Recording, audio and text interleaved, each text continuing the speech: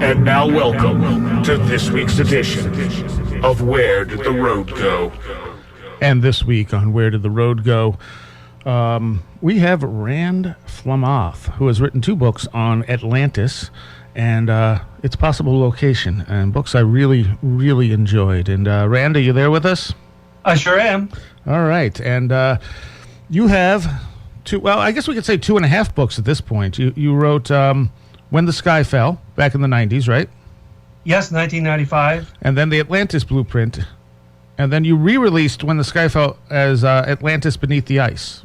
Yes, that was last year, yeah. Okay, and you're pretty much the person who has mainly suggested that Atlantis could be in Antarctica. Yeah, that's my claim to fame, I guess. I also do a lot of work on Earthquest Displacement, which is the mechanism which we believe caused Atlantis to become Antarctica. Okay, and how did you get into all of this? I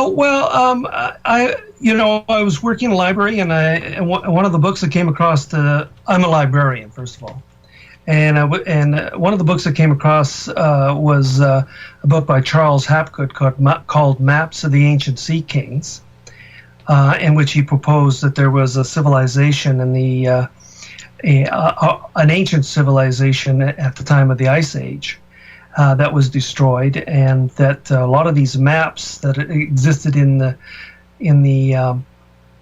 European museums and libraries in the 16th century actually depicted the world accurately before the Europeans had explored them.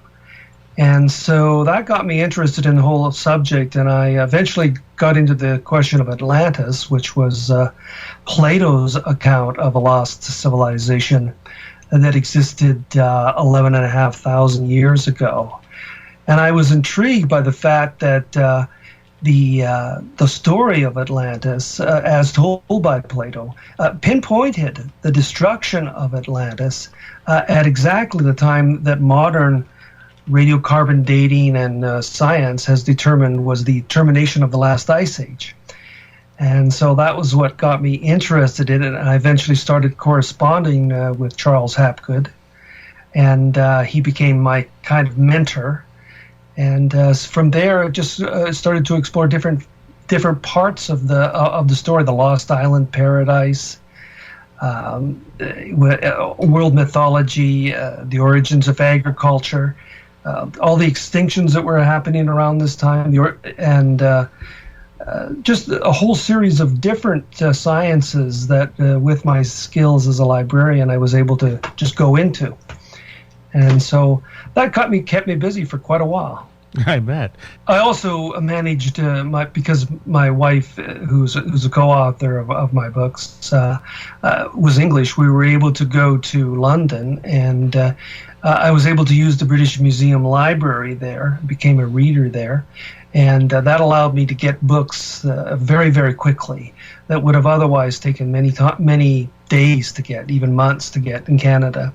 I could order up just about any book you could imagine and have it on my desk within an hour, which was just an amazing thing. Wow. What would you say the time frame was for writing the first book? Well, I started in 1976. The book was published in 1995, so 19 years. Wow. Mm-hmm. And it is how much does the re-release differ from the original? There's so much happened since 1995. For one thing, the internet, but just the incredible amounts of scientific evidence that has come forward since then. And, new sites have been discovered around the world, archaeological sites that call into a question a lot of the assumptions that we have about the ancient world.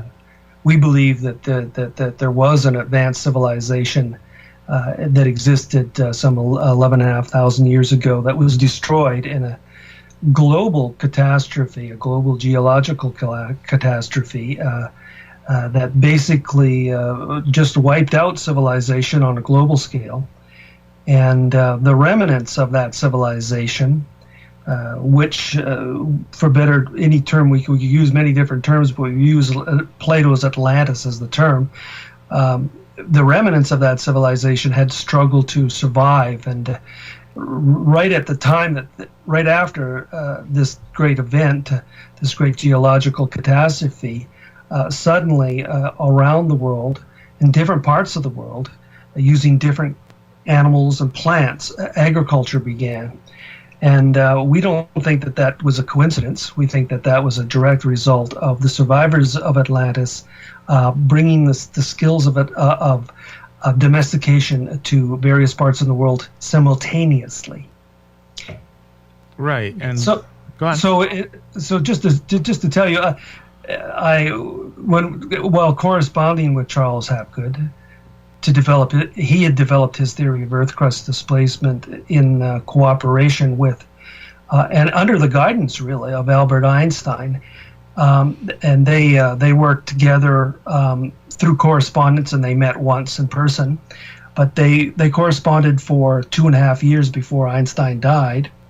And they developed this theory of Earthquest displacement, which is a radical shift of the entire outer shell of the Earth as one unit that moves the crust to a different position than it was before.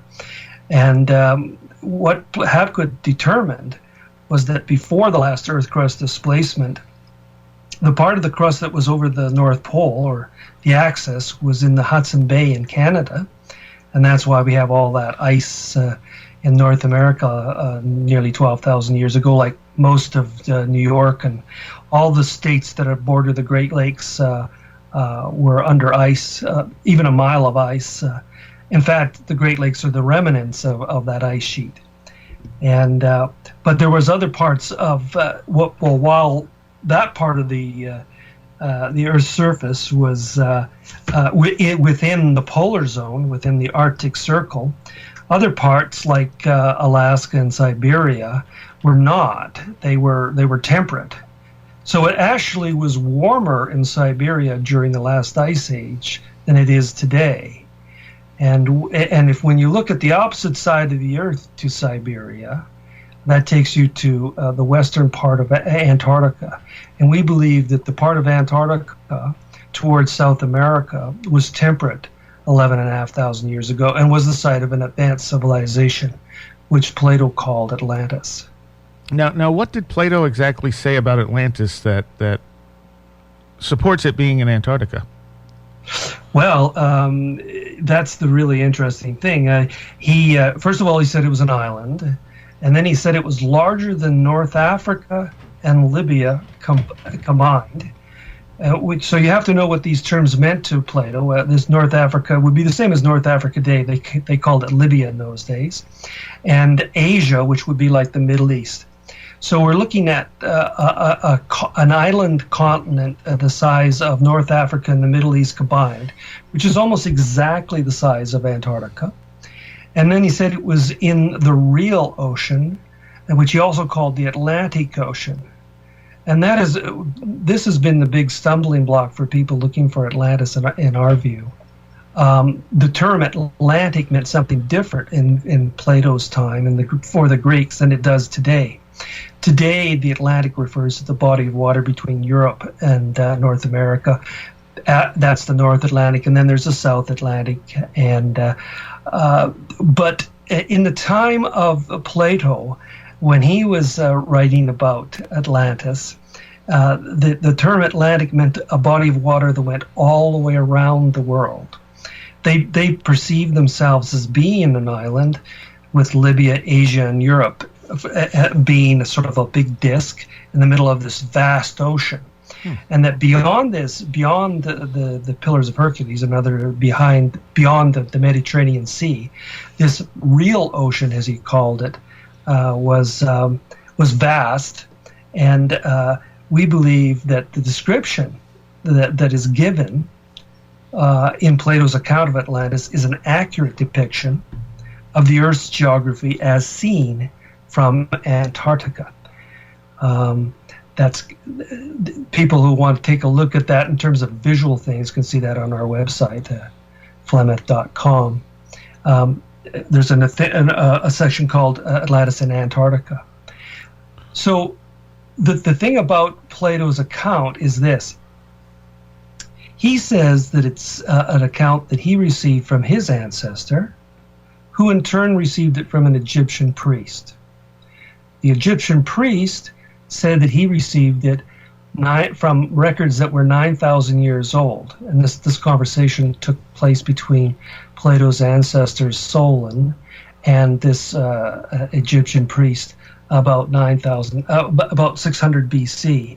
So that places the destruction of Atlantis at 9,600 BC. And that is exactly, as I said before, the date at which which geologists now call the end of the Pleistocene and the beginning of the Holocene, the modern time. So it's the time when there was vast climatic changes happening around the world, particularly like in North America, for example, the ice sheets that began to rapidly melt. There was vast extinctions of animals. There was the commencement of agriculture in Mexico. Early experiments with plants and animals in South America. All around the world, there's vast changes happening, and the ocean level is rising, and it continues to rise. It rises 100 meters in the end, so that land equivalent to modern-day Africa was lost. So all the world's continental shelves before the destruction of Atlantis was land. So that, like, England was part of Europe. There was no sea between England and France, for example. It was land. Right. Same thing in Japan.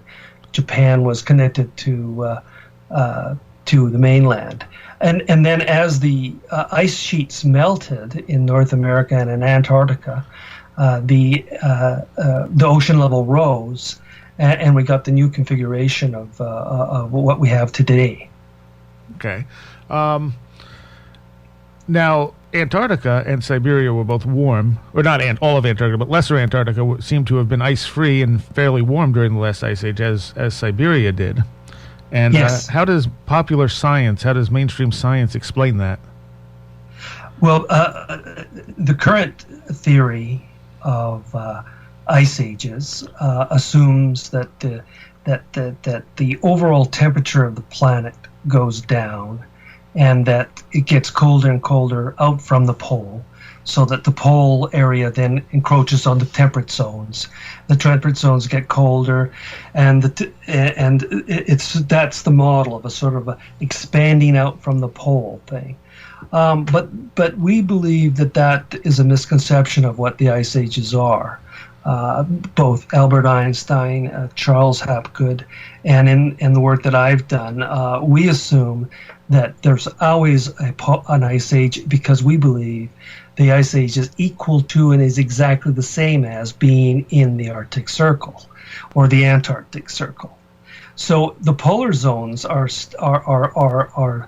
the same. It's just that the Earth's crust as a whole shifts in and out of those areas. And if you're in them, as Siberia is today, you're experiencing an ice age. And if you're out of them, as you are, say, in New York or Michigan today, you're out of it. 12,000 years ago, you were in it. Now you're out of it. So we say that ice ages have been misconceived as being changes into temperature, whereas really the variable is the whole outer shell of the Earth shifting in and out of the polar zones. Okay. Now, how we had a guest on last week named Randall Carlson. I'm not sure if you're familiar with him. No. But one of the things he talked about is just how quickly the ice melted at the end of the last ice age. Apparently, science can't account for the speed at which it melted. No, they cannot. And that's because they're assuming that everything is gradual. The whole science of geology was founded as under this theory of gradualism, or it came to be known as uniformitarianism. It's that change is always slow and gradual. Einstein said directly to Hapgood that was a habit of mine and wasn't based upon the facts.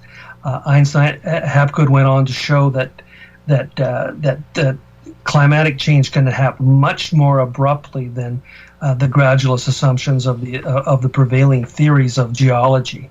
And we believe that the prevailing theories of geology, which are called uniformitarianism, is obsolete. That is a paradigm that we think will ultimately be exposed for being a failure. And there's all sorts of physical evidence that falsifies it. Particularly, and most interestingly, as we explain in Atlantis Beneath the Ice, 33,000 years ago in Siberia, at what today is latitude 71 degrees north, that is well within the Arctic Circle, there were people living with all sorts of temperate adapted animals. The animals that couldn't live even 1 year in a polar zone. This was reported by 9 members of the Russian Academy of Science in Nature magazine, which is one of the world's leading scientific journals. That the existence of it's a place called Yana. The existence of Yana 33,000 years ago falsifies the theory of overall temperatures changing as accounting for ice ages. Okay. There's one of the things you talk about in the book, too, is a place called Tierra De Fuego, a small island down at the base of South America. Oh, yes, right. Yes, it's one of the locations where there was human occupation around within 100 years of the destruction of Atlantis. Okay, and their culture actually goes right back further than anything else we're aware of, doesn't it? Well, their culture is very old. Their language is very old. We don't know a lot about it, but it doesn't seem to fit into the current model of how people arrived in America, because it's very, very old. I mean, it's old as the ones that we're finding in North America. As it turns out, we're finding that the oldest sites in the Americas there's as many old sites in South America as there is in North America. And some of the oldest sites, like the ones discovered by archaeologist Tom Dillahay in central South America, are way older than the traditional models of the peopling of America assume. So the theories about what has happened in America archaeologically are under assault by physical facts coming forward from South America, and I believe that ultimately it will be shown, and that's what we're arguing in Atlantis Beneath the Ice, is that South America was populated before North America, and the people that came there came from Antarctica. Yeah, which is a revolutionary idea.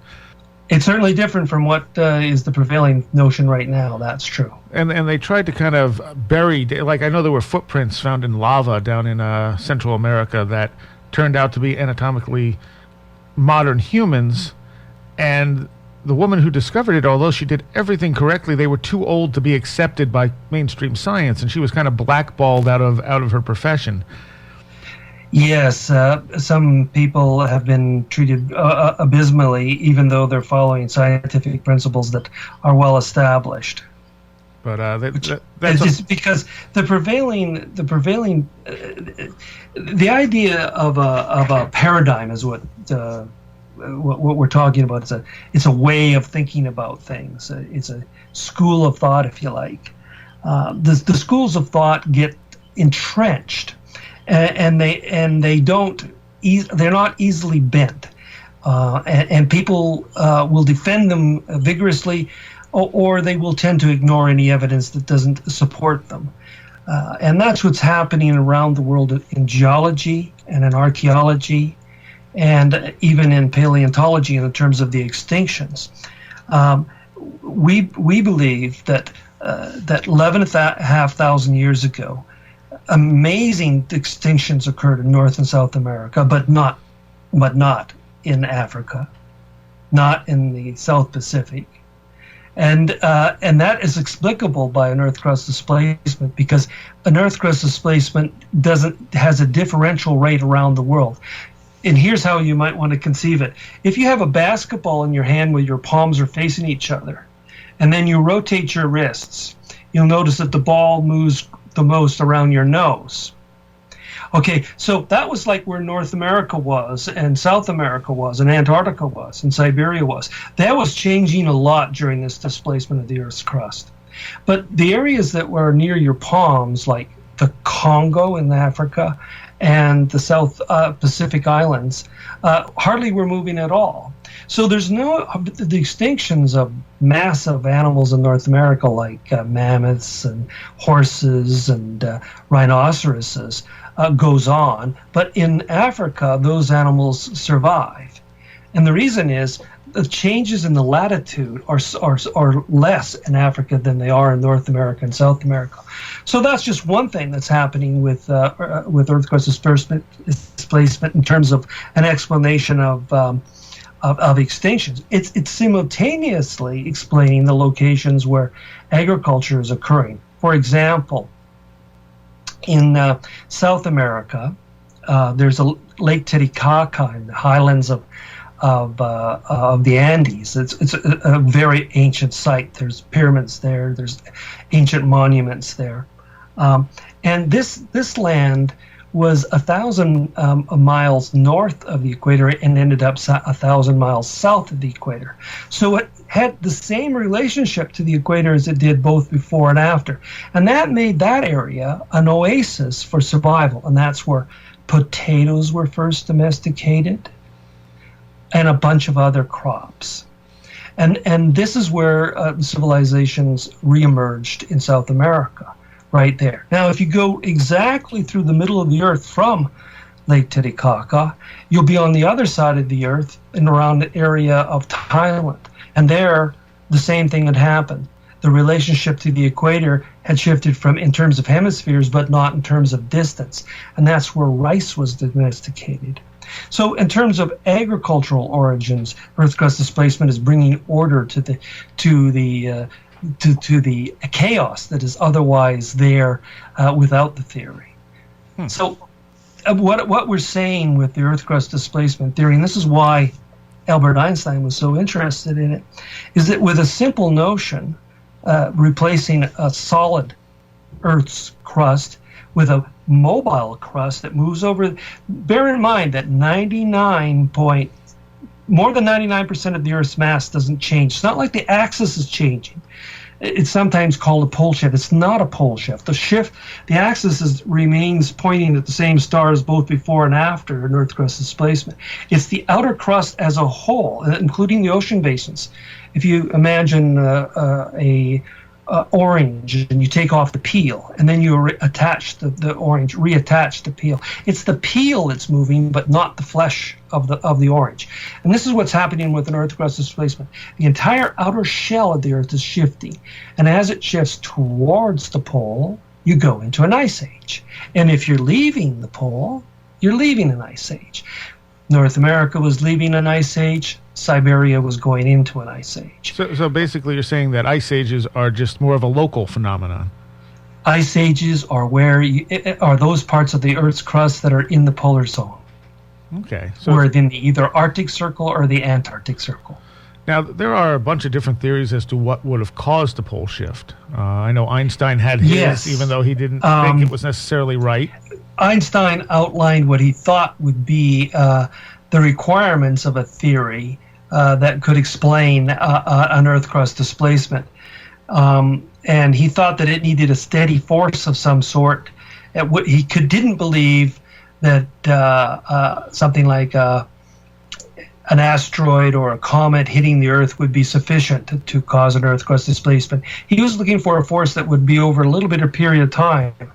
And as I said, Charles Hapgood had abandoned looking for the mechanism.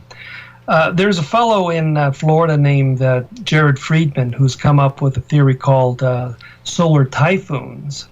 And he suggests that the sun periodically goes through, just as the Earth has hurricanes and typhoons, so also the sun has these storms as well, but they're on a longer period of time.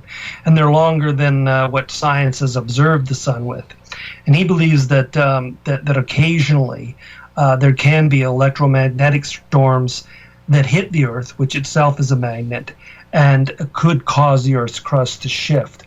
It's a detailed thing, and it's not something that a lot of your readers, your listeners might be into. But I will say this: it's recorded very graphically in world mythology, where you have stories around the world saying the same thing about the Great Flood. And they're saying before the Great Flood, there was either a falling of the sky, when the sky fell was the name of our first book, or a change in the path of the sun. Perhaps the one that Plato related to the destruction of Atlantis was the story of Phaeton, and it's just as good a story as any. I'll give you that story. Phaeton was believed to be the son of Helios, the sun god, and in Greek mythology, the sun god rode a chariot of flying horses and dragged the sun behind him each day. So that's how they accounted for the sun from rising and setting, and then he would go around the other side of the earth and then come back and ride the chariot again, dragging the sun behind it. The story of Phaeton is Phaeton claimed to be Helios' son, but his friends didn't believe him. So he traveled to the edge of the world and asked Helios to prove to his buddies that he was indeed the son of Helios the god. And Helios says, "Well, yes, you are my son. What would you like me to do?" And Phaeton said, "I would like to be able to drive the sun across the sky one day."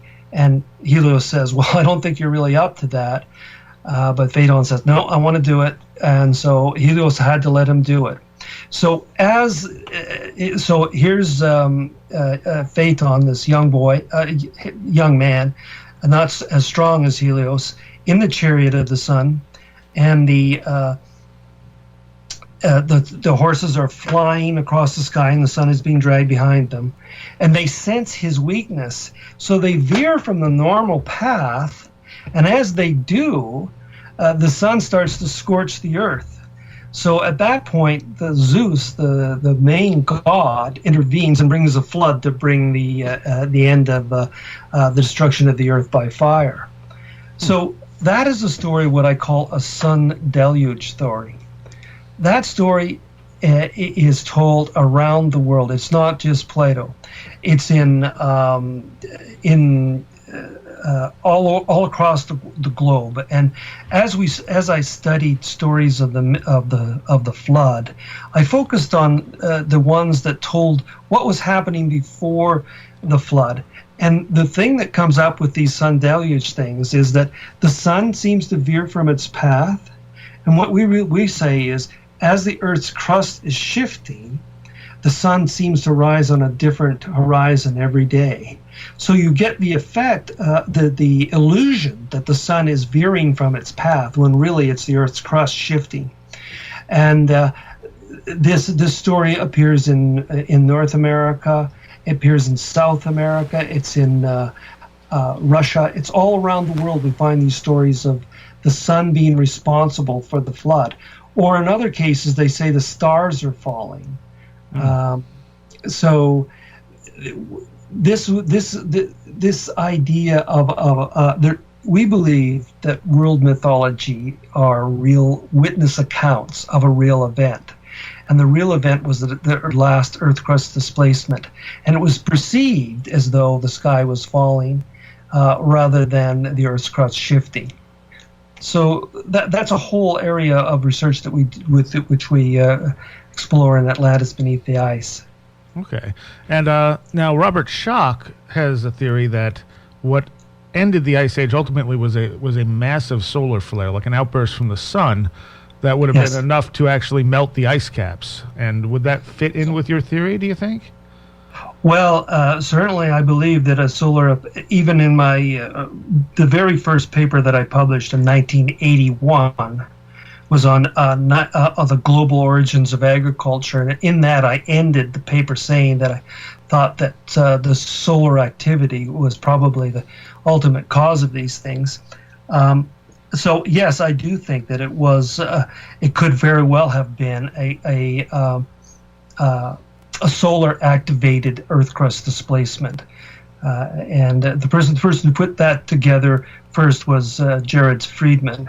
Schock has followed up on that research, and he's not proposing an Earth crust displacement. He's just proposing straightforward heat from the sun melting the ice. Right. I don't think that works, frankly.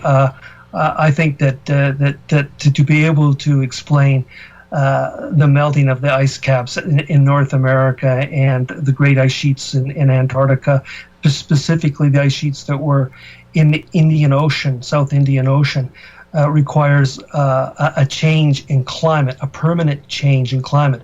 And Earth crust displacement as a theory provides a permanent change in climate. So the areas that were polar, like New York, which were in the polar zone, and now are in the temperate zone, melted all their ice over very quickly initially, but it still took 6,000 years to melt it all. So it wasn't like a flash melting, like the sun just coming and flash melting. I believe that the solar flare or the electromagnetic force from the sun hit the Earth at one of the poles, directed the energy into the center of the core. The core heated up. That heated up the mantle.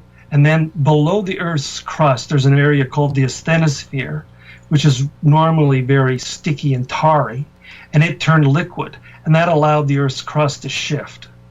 And so that's what we believe happened 11,500 years ago, and also before that, 41,000 years before that, and that there'd been three Earth crust displacements in the last 100,000 years. And Hapgood believed there's been over 200 Earth crust displacements in the Earth's history. Okay, we got to take a quick break, and we're going to come back in 45 seconds with Rand Flem-Ath. You want to give people your website again real quick? It's Flem-Ath. It's like Fleming taking a bath, FLEM-ATH.com. Okay, and we'll be back with Rand in 45 seconds.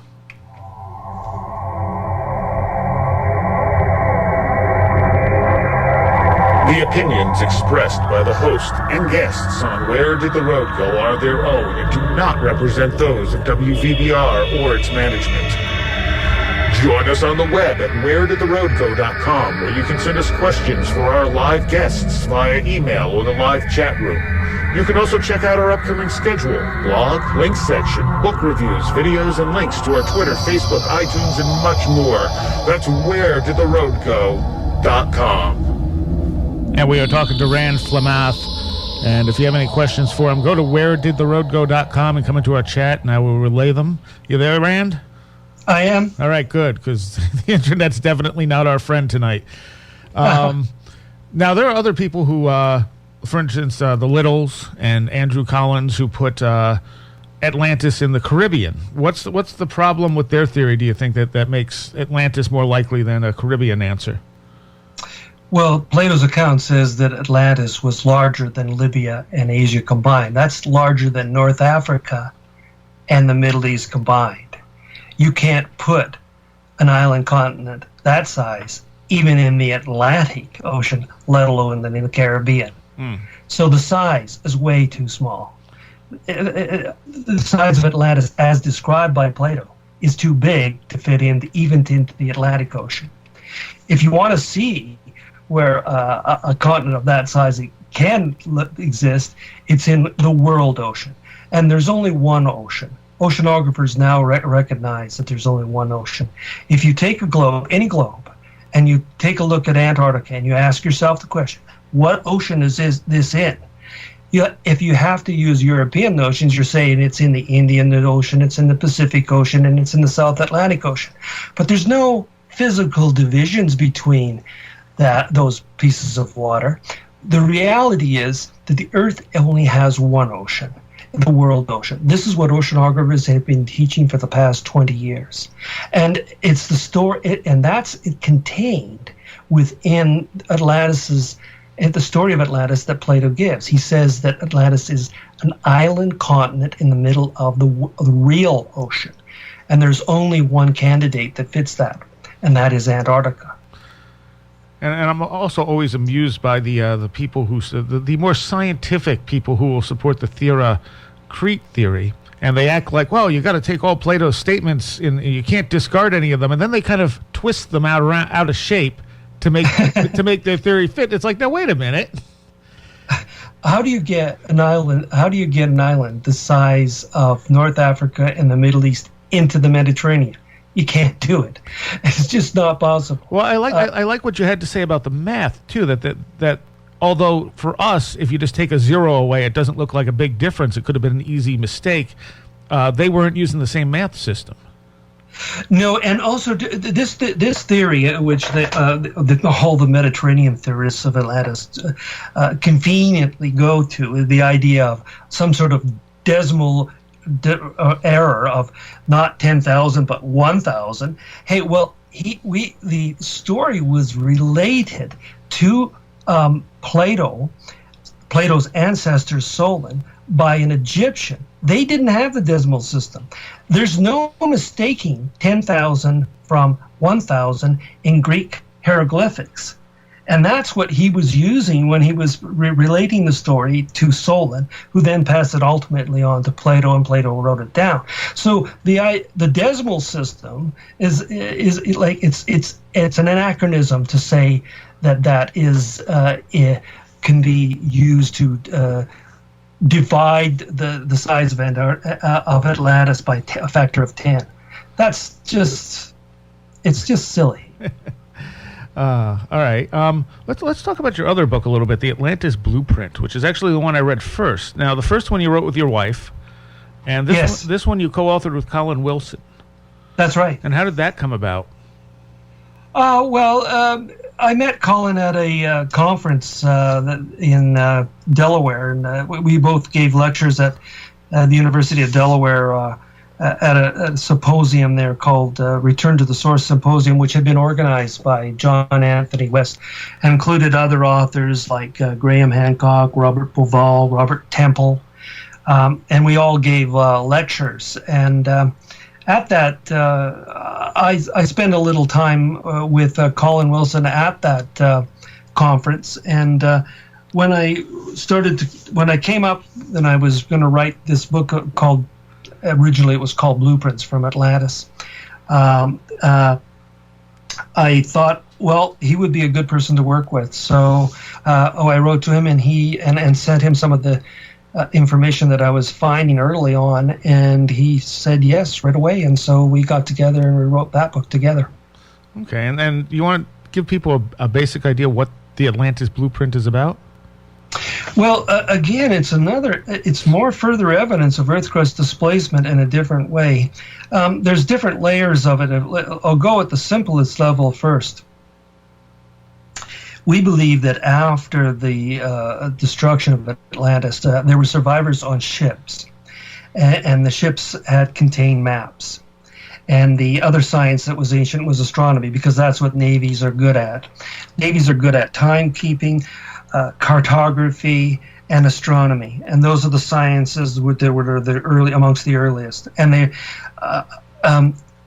what they had were they had accurate maps of the Earth's crust, but the position of the Earth's crust relative to the Earth's axis had shifted. So their latitudes and longitudes on their maps were all out of kilter. They had to go around the world and start to figure out where their map corresponded to what longitude and latitude. They ultimately came to the decision that they needed a new longitude, a zero longitude, and that they chose Gisa in the Great Pyramid, and the Great Pyramid is what we call the Gisa Prime Meridian. From the Gisa Prime Meridian, they were then able to go to the rest of the world, and they would check their maps, and then they would leave sites. They would put up markers that were like, say, for example, 120 degrees from Gisa to the west. And 120 degrees west of Gisa are a bunch of pyramids in Central America. They include Chichen Itza, Copan. There's a couple others. They're all on the same longitude, or what we call meridian. We use Greenwich, London, as 0. But when you put Giza in as 0, then all those ancient sites where there are pyramids that I'm talking about here, Chichen Itza, Copan particularly, Lubantum, they're on the same meridian, but rather than being 89 degrees west of Greenwich, they're 120 degrees west of the Great Pyramid. That's 1/3 of the distance around the world. Okay, so if we take that now, 120, is there ones at 130? Yes, at 130 is Teotihuacan and Tula. Teotihuacan is where the Great Pyramid is, just north of Mexico City, the Pyramid of the Sun. Mm-hmm. That one is 130. Then you go to 140, that's Easter Island. Now, if you go the other way, 110, it's at Quinto on the equator, the northern capital of the Inca Empire. And then at 100, it's at Lake Titicaca, where Teotihuacan is, where all these sites are. So what I'm saying is that these ancient sites in the Americas, at 10-degree intervals from each other, actually coincide with a prime meridian at Giza. And it also happens when you go to the east. For example, Ur of the Bible, or Ur of the Sumerian civilization, is exactly 15 degrees east of the Great Pyramid. And what that means is that when the sun rises on the horizon and you're on a ziggurat on the top of at Ur, you see the sunrise. At that moment, you have now exactly 1 hour later. It's going to rise from seen from the pyramid in Giza. So these 15 degrees things work there. And then Lhasa is 60 degrees east of the pyramid, of the Great Pyramid, and also on the same latitude as Giza, 30 degrees. So what we're seeing in terms of one thing here is that there are pyramids and monuments, sacred monuments around the world that are all linked to the Gisa as a prime meridian. And we believe that happened after the last Earthquest displacement, as part of the process of the Atlanteans trying to remap the Earth. And when they left markers at these places, they were able to recalibrate their maps. And then the maps which had become incorrect as far as longitude and latitude as a result of the Earthquest displacement, they could then recalibrate using these sites, knowing where they are. Then they abandoned those sites, but they left markers at those sites that the local people, when they saw them, thought were gifts from the gods. And subsequently, as civilizations many thousands of years later, in many cases, arose, they chose those sites as their sacred sites, and they built their monuments there. But we think that they were initially sited there by survivors of Atlantis trying to recalibrate the maps that their navy had kept on to after the destruction of Atlantis. Now, in the book, you also talk about the sites being aligned to not only the current North Pole, but somehow indicating the previous North Pole.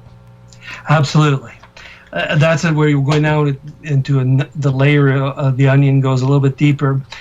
It turns out that there are more sacred sites at geometric latitudes. What I mean by geometric latitude is, say, 30 degrees north, like the Great Pyramid is. That's 1/3 the distance between the equator and the North Pole. That's a geometric thing. It's a third.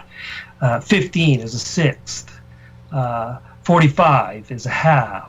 So these kind of latitudes that are divide evenly into 360 are what we came to call sacred latitudes. And when you look at the positions, not only were the Atlanteans trying to recalibrate their maps, but they had, before the Earthquest displacement, in anticipation that might occur again, had put markers around the world trying to calibrate previous Earthquest displacements. And so we have a series of something like 60 sites that work at sacred latitudes when the Earth's crust was in the position that it was at the time of Atlantis. That is, when the North Pole, or the crust that was over the axis, to be more accurate, was in 60 degrees north, 83 degrees west, right in the middle of the Hudson Bay. That if you put that as your North Pole, then you've got a bunch of sites that are, for example, the equator at that time included Lhasa, which is now at 30. It was at 30 degrees. It was at 0 during the time of Atlantis. Easter Island, which is around 27 degrees south, was at that time on the equator. Mohenjo-Daro, one of the most famous and ancient sites in India, was on the equator. There's some underwater site called Aguni off of Japan, underwater. It was on the equator. So you've got these sacred sites on what, not the equator of today, but when the Earth's crust was in a different position. So this indicates that the Atlanteans had marked off the sacred sites of their latitude, of the world as it was at their time. But now you said something that it might also be aligned to the pole shift before that. They did. I believe that they did a geological survey and tried to recreate what the conditions were before in earlier Earth crust displacements, including 2 earlier Earth crust displacements, going back nearly 100,000 years.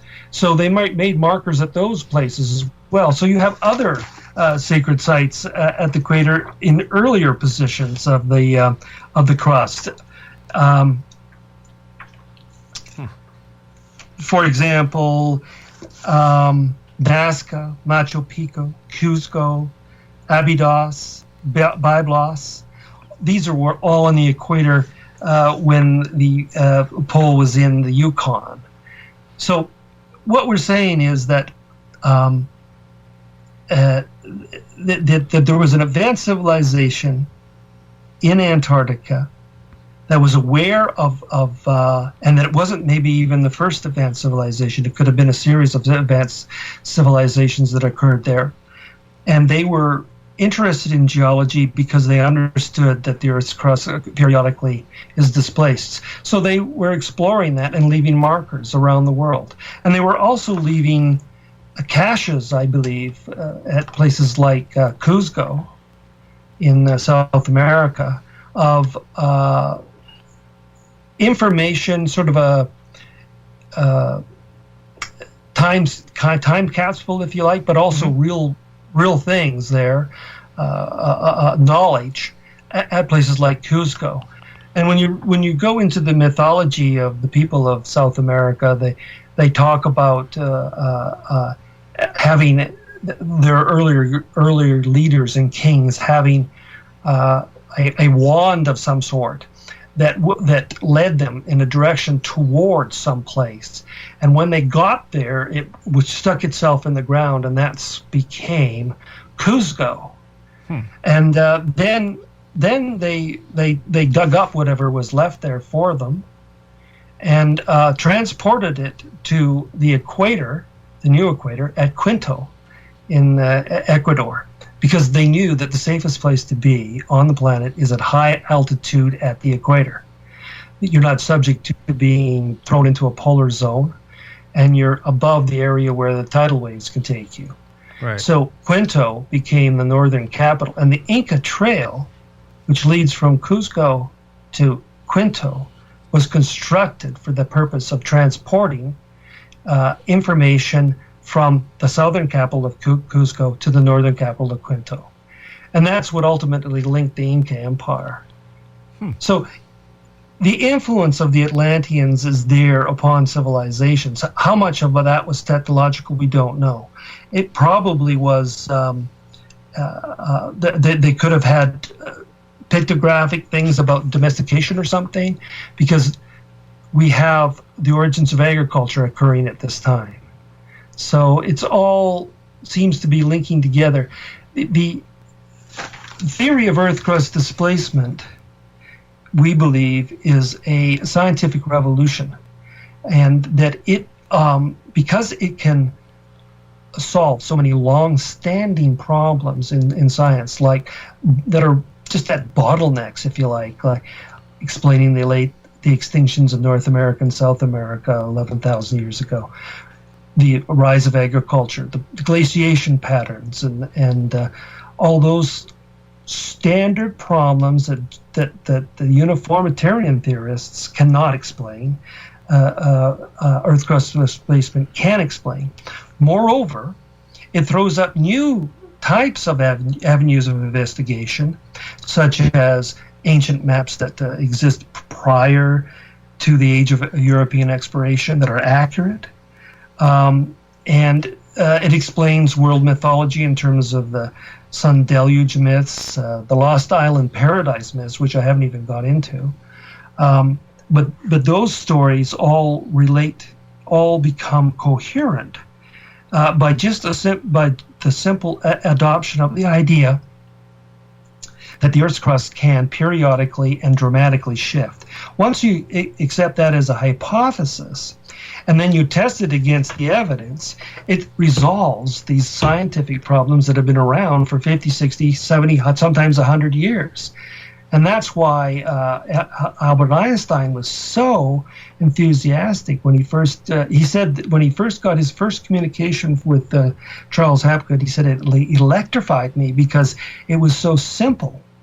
And it's the simplicity of the idea and the vast scope of the idea that makes it so appealing as an avenue of scientific investigation. At least it has been for me. Right. Okay. Well, we're almost out of time. I have a couple quick things to ask you. One, how advanced do you think Atlantis might have been? In terms of cartography, they were very advanced. They had mapped the world. So to map the world, we didn't get to that until 18th, 19th century. Mm-hmm. That mapping the world requires a certain amount of sophistication. Like we need marine chronometers to do that, which are highly advanced clocks, if you like, that they don't even lose a second over a year kind of thing. But we really can't know. Plato tantalizes us with the stories of the engineering construction at the city of Atlantis, which is a city on the island continent of Atlantis, and that city was vast. It was the size of modern-day London, and the engineering feats that he describes, if accurate, would dwarf things that we see on the Earth today, like the Great Pyramids and any of the great monuments on the Earth's surface today.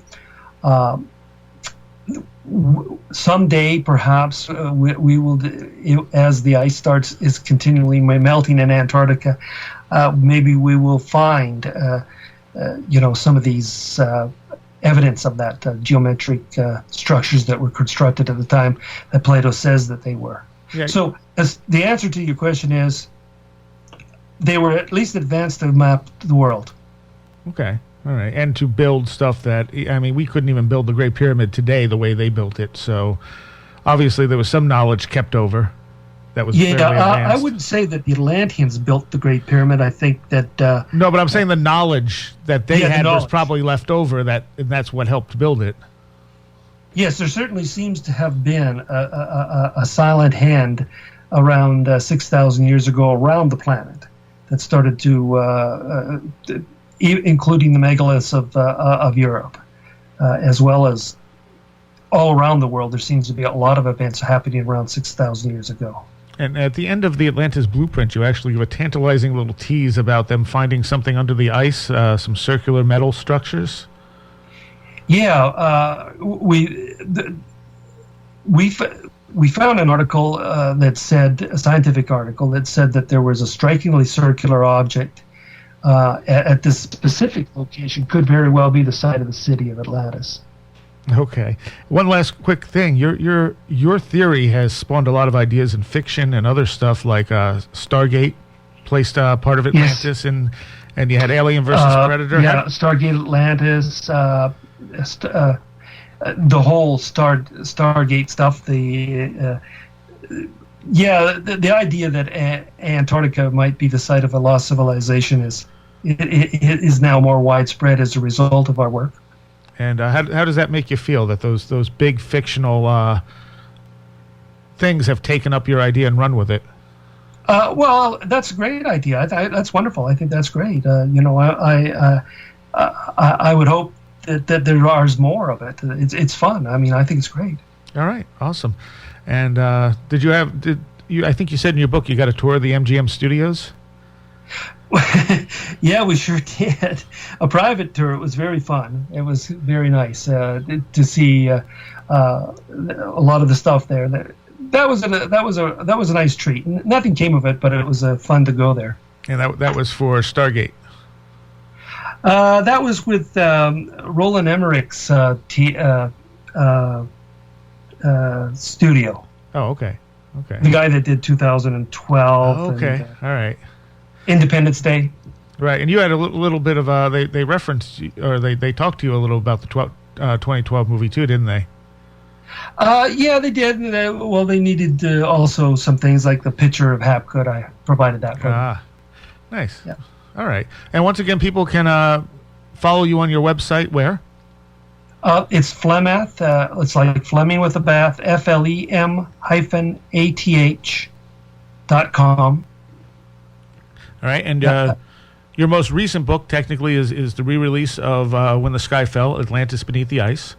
You also That's right. And you have the Atlantis Blueprint, and you do a couple works of fiction with your wife as well, right?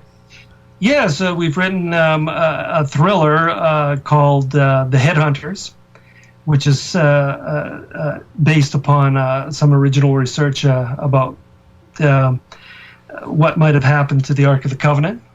And we also did a mystery called When She Was Alive. Nice. Okay. Well, maybe we can have you on again at some point, because I'm pretty sure we just scratched the surface here. Well, I'd be happy to. All right. Thank you, Rand. And taking us out with some Psyche Corporation. Last Exit for the Lost is up next.